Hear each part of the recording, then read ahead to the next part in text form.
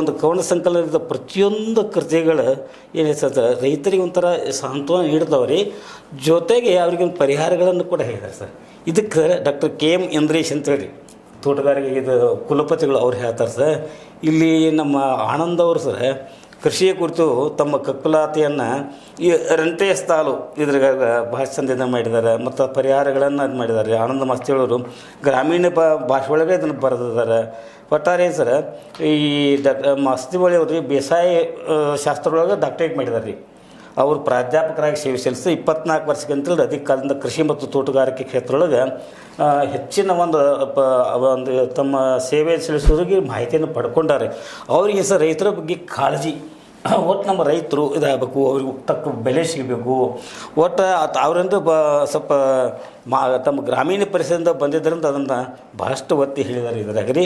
ಅದ್ರ ಬಗ್ಗೆ doctor KM Indresh ಅವರು ಸರ್ ಅವ್ರು ತಮ್ಮ ಮನದ ಮಾತುಗಳನ್ನು ಹೇಳ್ತಾರೋ ಎಸೈತ್ರಿ ನಮ್ಮ ಡಾಕ್ಟರ್ ಆನಂದ್ ಅವರು ಸರ್ ಈ ವಸ್ತುಸ್ಥಿತಿಯನ್ನು ನೇರವಾಗಿನ ಓದುಗರಿಗೆ ಇಟ್ಟು ಸರ್ ಇದಕ್ಕೆ ಪರಿಹಾರಗಳನ್ನು ಕಂಡುಕೊಂಡಾರೆ ರೀ.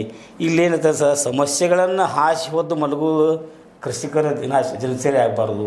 ಅದಕ್ಕೇನಾದ್ರು ನಾವು ಸೊಲ್ಯೂಷನ್ ಅಂತ ಒಂದು ಸಮಸ್ಯೆ ಪರಿಹಾರಗಳನ್ನು ಕಂಡುಕೊಂಡು ನಾವು ನಮ್ಮನ್ನು ಇದು ಮಾಡ್ಕೊಂಡು ನಾವು ಬದುಕಬೇಕು ಅಂತ ಹೇಳ್ಕೊಂಡು ಅವ್ರು ತಮ್ಮ ಅಭಿಪ್ರಾಯ ಹೇಳ್ತಾರೆ ರೀ. ಹೀಗಾಗಿ ಸರ್ ಒಟ್ಟಾರೆ ಈ ರಂಟಿ ಸಾಲು ಅಂತ ಅನ್ನುವಂಥ ಇದಿರ್ತಿಲ್ಲ ಈ ಪುಸ್ತಕ ರೀ ಅದನ್ನು ನೋಡಿದ್ರೇ ಒಂಥರ ಏನೋ ಒಂಥರ ಹೌದಪ್ಪ ನಮ್ಮ ರೈತರ ಬಗ್ಗೆ ಏನೋ ಒಂದು ಕಾಳಜಿ ಐತಿದ್ರಾಗ ಅಂತ ಅನಿಸ್ತದೆ ರೀ. ನಂತರ ಒಮ್ಮೆ ಓದಾಕತ್ತಿದ ಕೂಡಲೇ ಹಂಗೆ ಓದಿಸ್ಕೊಂಡು ಹೋಗ್ತಾವ್ರಿ. ಹೌದಲ್ಲ ಅಂದರೆ ಇದ್ರೊಳಗಿನ ಕೆಲವೊಂದು ಇವನ್ನ ನಾವು ಆಗಿಬಿಡ್ತೀವಿ ರೀ. ಕೆಲವೊಂದು ರೈತರ ಬಗ್ಗೆ ಹೇಳ್ತಾರೆ, ನಾವೇ ರೈತರಾಗಿ ಅದನ್ನ ಅನುಭವಿಸ್ತೀವಿ ರೀ. ಹೀಗಾಗಿ ಸರ್ ಈ ಒಂದು ರಂಟಿ ಸಾಲು ಅನ್ನುವಂಥ ಈ ಒಂದು ನಮ್ಮ ಆನಂದ್ ಮಾಸ್ತಿವಳಿ ಸರ್ ಬರೆದಂಥ ಈ ಒಂದು ಕೃತಿ ಸರ್ ನಮಗೆಲ್ಲರಿಗೂ ಒಂಥರ ರೀ ಮಾರ್ಗದರ್ಶನ ಸೂಚನೆಗಳನ್ನು ನೀಡೋದು ಮತ್ತು ನಮ್ಮ ಅಂಕುಡಂಕುಗಳನ್ನ ನಾವು ತಿದ್ದುಕೊಳ್ಳೋಕೆ ಇದು ಒಂದು ಸಹಕಾರಿಯಾಗಿದೆ ಅಂತೇಳಿ ನನ್ನ ಅಭಿಪ್ರಾಯ ಸರ್.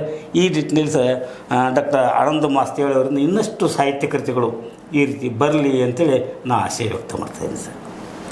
ಆದಮೇಲೆ ಇಲ್ಲಿವರೆಗೆ ನಮ್ಮ ಈಶ್ವರಚಂದ್ರ ಬೆಟಗೇರಿಯವರು ರಂಟಿ ಸಾಲು ಈ ಕಥಾ ಸಂಕಲನದ ಬಗ್ಗೆ ನಿಮಗೆ ಪರಿಚಯಾತ್ಮಕವಾಗಿ ತಿಳಿಸ್ಕೊಟ್ಟಿದ್ದಾರೆ. ತಾವು ಈ ಪುಸ್ತಕವನ್ನು ಕೊಂಡು ಓದಿ ಲೇಖಕರಿಗೆ ಏನಪ್ಪ ಅಂತಂದ್ರೆ ಒಂದು ಸಹಾಯ ಮಾಡುವಂಥ ಕೆಲಸ ತಮ್ಮಿಂದಲೂ ಆಗಬೇಕಾಗ್ಯದ.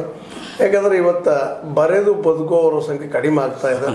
ಕಡಿಮೆ ಹೋಗೋದು ಕಾರಣ ಏನಪ್ಪ ಅಂತಂದ್ರೆ ಸ್ವತಃ ಓದುಗರು ಕಡಿಮೆ ಅಂತ.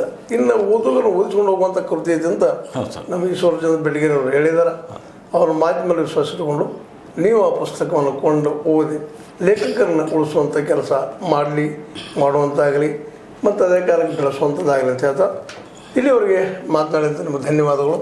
ಅದೇ ಕಾಲಕ್ಕೆ ಈ ಪುಸ್ತಕದ ಬಗ್ಗೆ ನೀವು ತಮ್ಮ ಕಾಮೆಂಟ್ಗಳನ್ನು ನಮ್ಮ ಬಾಕ್ಸಲ್ಲಿ ತಿಳಿಸ್ತಾ ಇರ್ರಿ, ಹೇಳ್ತಾ ಇರ್ರಿ, ಕಾಮೆಂಟ್ ಮಾಡ್ತಾ ಇರ್ರಿ, ಜೊತೆಗೆ ಲೈಕ್ ಮಾಡಿರಿ, ಡಿಸ್ಲೈಕ್ ಮಾಡಿರಿ, ಏನಾದರೂ ಮಾಡಿರಿ, ಮಾತಾಡ್ತಾ ಇರಿ ಅಂತ ಹೇಳ್ತಾ H16 ನ್ಯೂಸ್ ಸತ್ಯ ಕೈಗಳಿಗೆ ವಂದನೆಗಳು. ಧನ್ಯವಾದ ಸರ್.